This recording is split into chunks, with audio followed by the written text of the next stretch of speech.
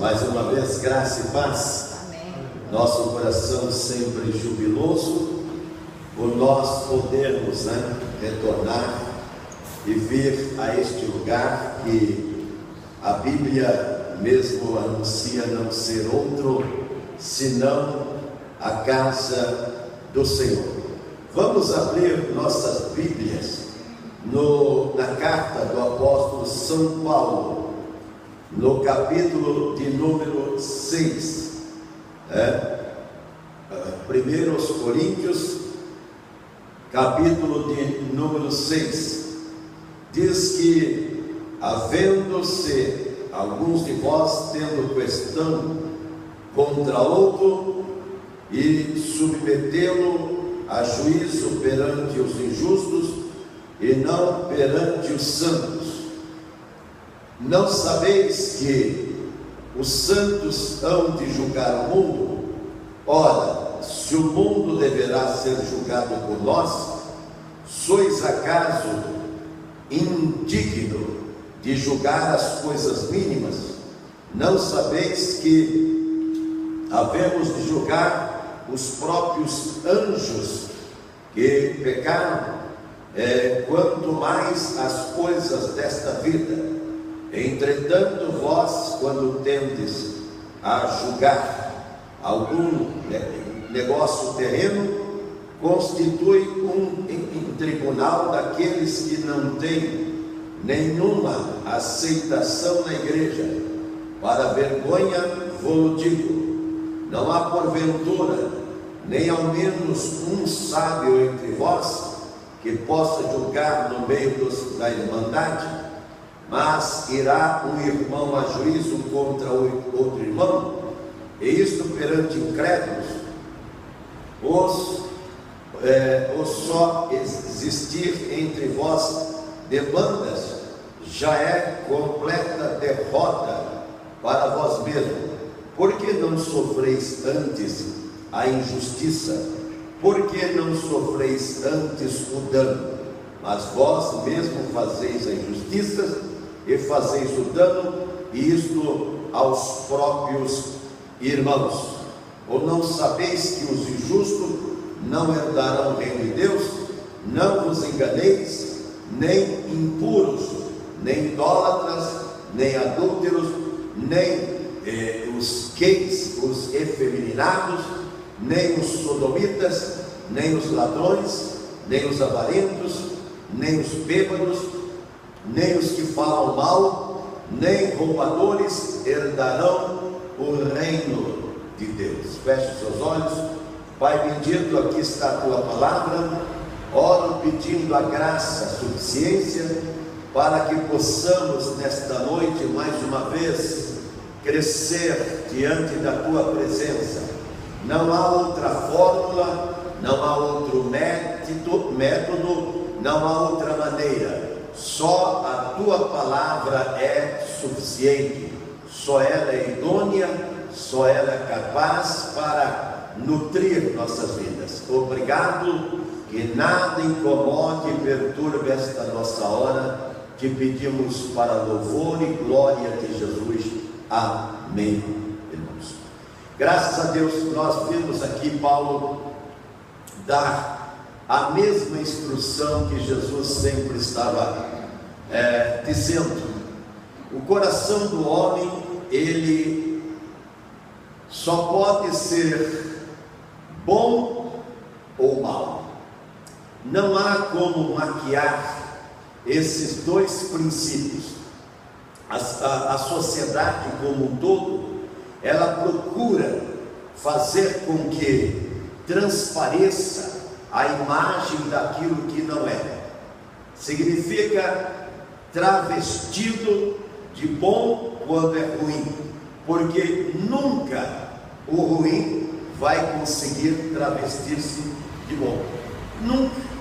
Por quê? Porque é a natureza dele. Ele pode até receber educação, ele pode até ter formação acadêmica, ele pode até se instruir, mas ele vai continuar sendo aquilo que está dentro dele. E o que está dentro de nosso coração? Jesus disse que dele é que saem as coisas. Por isso que o Evangelho, este livro aqui, que é a palavra de Deus, ele não fala aos ouvidos, ele fala ao coração, quer dizer, ele fala ao entendimento, porque muitas pessoas que estão inseridas na história da igreja, elas não entenderam a palavra de Deus, não entenderam, porque quando você aposta no azar, como fez os primeiros pais nossos, significa que o entendimento, a compreensão, ela não veio plena. E veja bem que eles não tinham pecado, tem esta conotação aí. Agora nós que somos feitos em pecado, quanto mais nós seremos. Agora, a Bíblia diz que o Evangelho de Cristo, que é esta palavra aqui, ela é o poder de Deus. Então entra em cena agora um outro princípio, chamado Espírito Santo, que é o poder de Deus, para ir, no manancial da vida, que é o nosso coração, que é o nosso entendimento, que é a nossa compreensão, que é a nossa mente. E como diz lá em Hebreus 4:12, discernir o pensamento, fazer a pessoa entender que ela está perdida, e o homem sem esta palavra, ele está irremediavelmente perdido. O homem sem este livro, o homem sem esta mensagem, chamada mensagem da cruz. Por isso que no nosso cancioneiro existe um hino que diz: sim, eu amo a mensagem da cruz, e até morrer eu a vou proclamar, ele diz. Se esta mensagem de amor, ela não vier compactuar com você, se essa mensagem de amor não tiver infiltração, então veja bem, você pode até vir a fazer parte do círculo e do rol de membros da igreja. Mas do que Paulo está tratando aqui? Veja bem, a igreja de Corinto, ela tipifica a igreja moderna, porque a igreja de hoje, ela é maculada dos verdadeiros erros.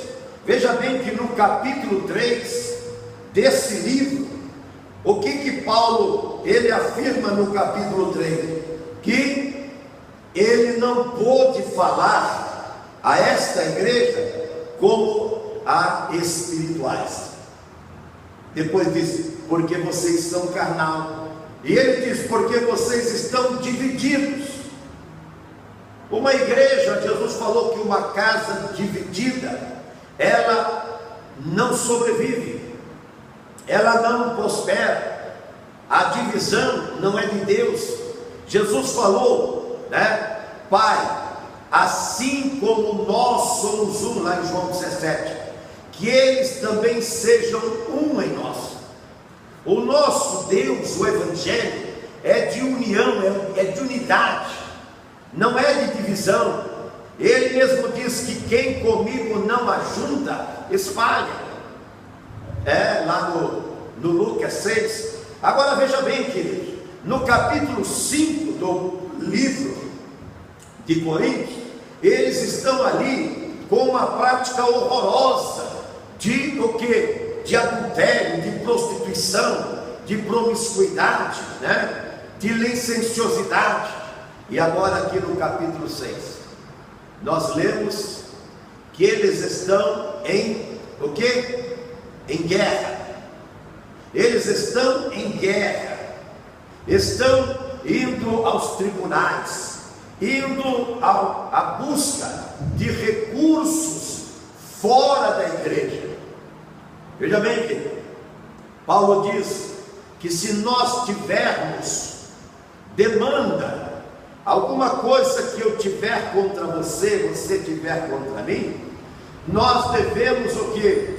Nós devemos chamar as testemunhas, chamar outros irmãos e orar naquele sentido e apresentar, aquela dúvida, aquele entrave, apresentar aquele problema. E Paulo evoca aqui uma coisa, algo tremendo, porque ele vai falar agora do futuro, ele vai falar de juízo. Por quê? Porque ele diz que a igreja do Senhor vai ser o que? Juiz, até na causa dos anjos que pecaram. Veja bem, ninguém mais, não existe nenhum promotor, não existe nenhum advogado, não existe nenhum juiz, não existe nenhum clausídico que ele possa ser mais competente. Ele pode conhecer melhor do que a igreja do Senhor. Por quê? Qual é o princípio que veja bem, se não rege, deveria reger a igreja? A Bíblia diz que é o amor. E a Bíblia diz que o amor, ele supera, o amor, ele vence tudo. Veja bem, o Senhor da igreja é Deus, e a Bíblia diz que ele é amor. E veja bem, ele não tem amor. Ter é uma coisa e ser é outra. Então a minha Bíblia diz que ele é amor. Toda a plenitude de Deus é amor. E quando existe amor, não existe disputa, não existe entrever, não existe barreira nenhuma, porque o amor não pode ser preso. O amor não pode. Eu tenho dito aqui que quando nós somos realmente de Deus, nós podemos sofrer toda espécie de maldades. Podem nos surrar, podem nos flagelar, podem nos imolar, podem nos prender, mas nunca poderão nos calar em vida. Nunca nos poderão calar. Por quê? Porque nós vamos estar fissurados em Deus. E quando nós estamos nesse Deus de amor, então o que? O princípio do amor, o que é lá de Coríntios 13?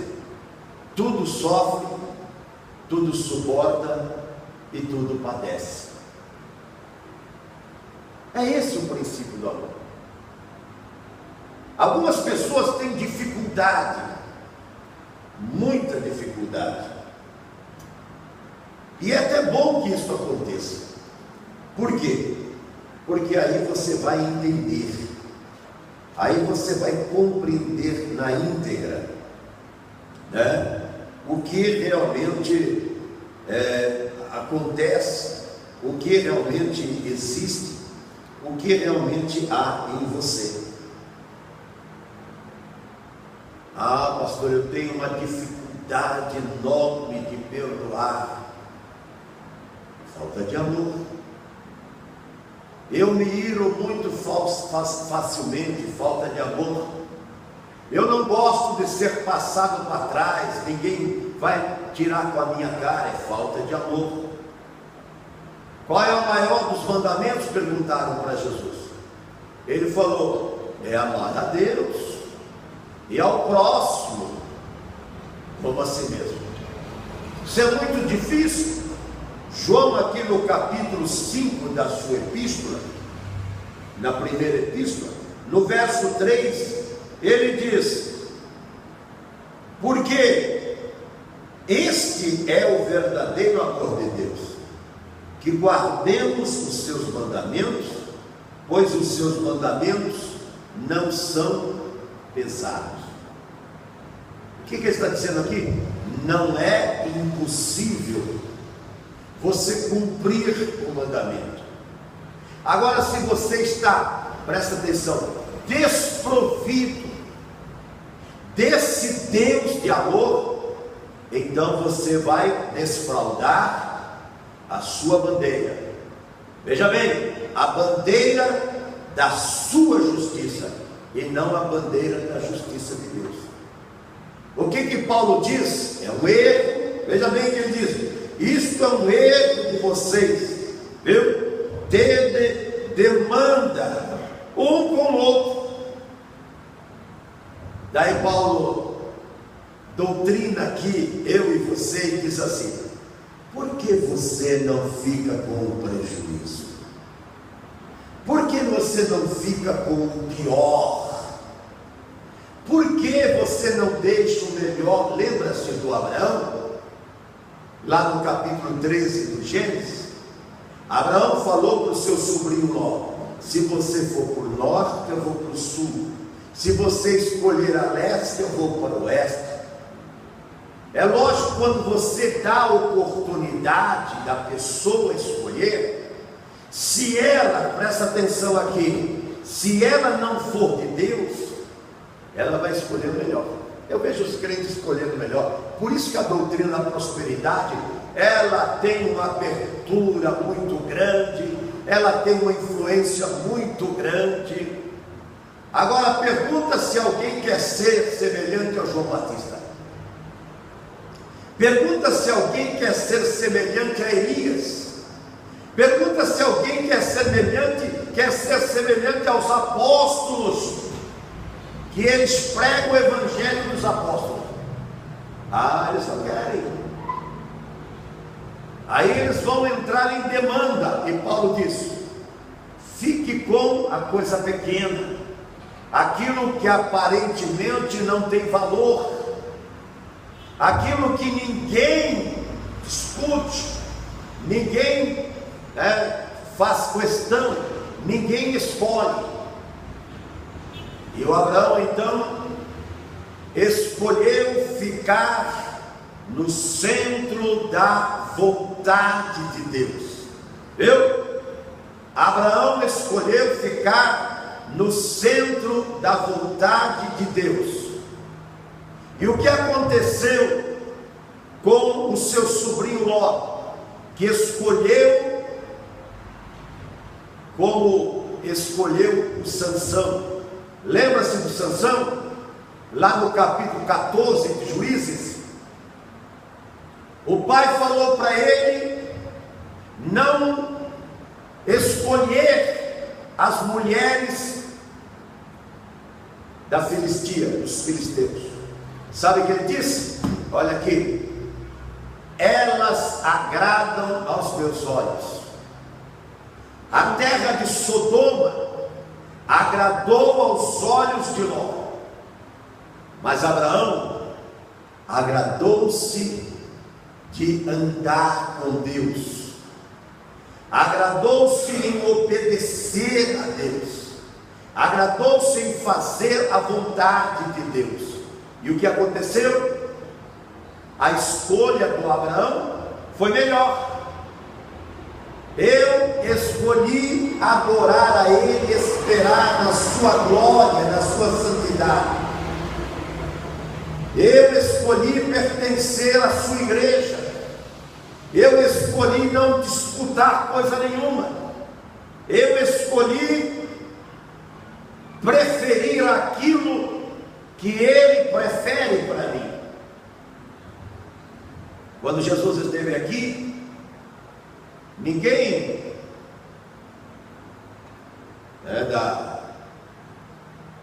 dessa doutrina da prosperidade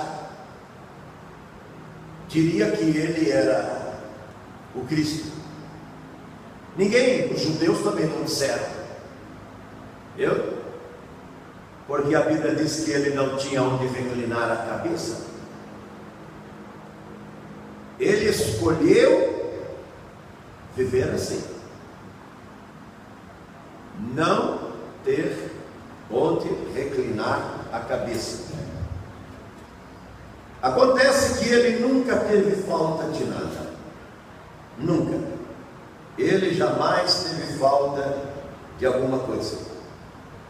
E quando ele mandou os seus discípulos irem pregar o Evangelho, ele disse assim, aqui em Lucas: quando eu vos mandei sem bolsa e sem alforje, faltou-vos alguma coisa? E eles responderam: nada. Jesus aparentemente não tinha, como está lá em Mateus 17, nem dinheiro para pagar os impostos. Mas ele acreditava no milagre. Falou: Pedro, vai pescar e vai achar, riquezas no primeiro peixe. E foi o que aconteceu. Assim, Paulo aqui diz para nós, e ele diz que nós precisamos ter um coração, um coração justo, porque o coração dos injustos, ele diz, não vão herdar o reino de Deus. Porque o coração dos injustos, ele só gera enganos, impurezas, idolatria, adultério, prazer libidinoso e perversivo, como está aqui dos efeminados, dos gays, que são sodomitas, aqueles que querem viver neste apogeu que viveu o Brasil agora há pouco tempo, nesse carnaval. Ladrões, bêbados, maldizentes, roubadores, ele diz, não podem herdar o reino de Deus.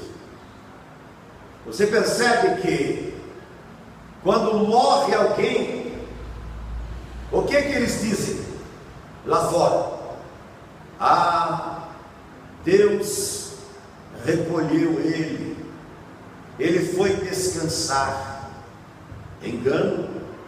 Se ele não herdar o reino de Deus, está aqui nesse verso, que é o verso de número 8 e 10, o verso 9 e 10, ele está redondamente enganado. Ele não foi descansar, não.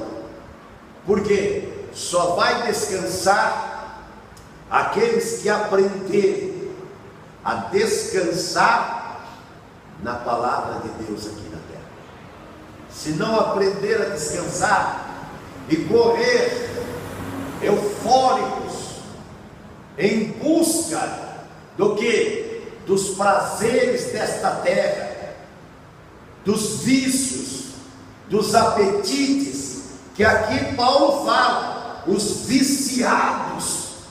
Ele diz aqui no verso de número 9 e 10, que não herdarão o reino de Deus. Por isso que Jesus diz, se eu vos libertar, você não vai viver mais atado, amarrado, você não vai viver mais preso. E como que é liberto? Como que é liberto aquele que é crente? Em Cristo Jesus. Só nele nós conseguimos ser libertos.